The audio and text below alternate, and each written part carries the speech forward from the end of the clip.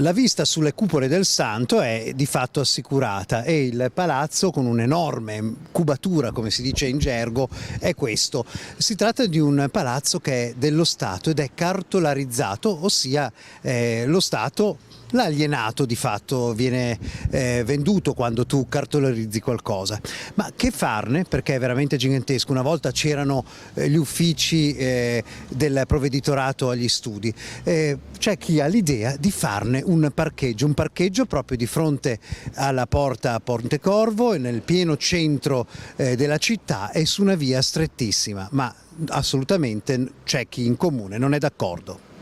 L'edificio orrendo, enorme e grigio ha un che di inquietante. Varrebbe un sacco di soldi se fosse un'abitazione con i balconi che appunto vedono da posizione privilegiata la Basilica del Santo. Un comitato locale spinge per realizzare un autosilos, non esattamente un colpo di genio urbanistico, ma il comune non accetterà mai il cambio di destinazione con entrata e uscita su una via stretta e una piazza storica. Andrà valutato in fretta che farne. Si tratta di una ferita per la città, come per la vicina ex casa di cura Morgagni, altra area di grande pregio abbandonata a se stessa.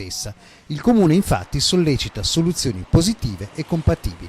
In fondo tutto dovrebbe poi concludersi con ruote di biciclette, con incentivazione del trasporto su due ruote e magari in centro non incoraggiare nuovamente con un mega parcheggio che non servirebbe a nessuno se non ad aumentare il traffico.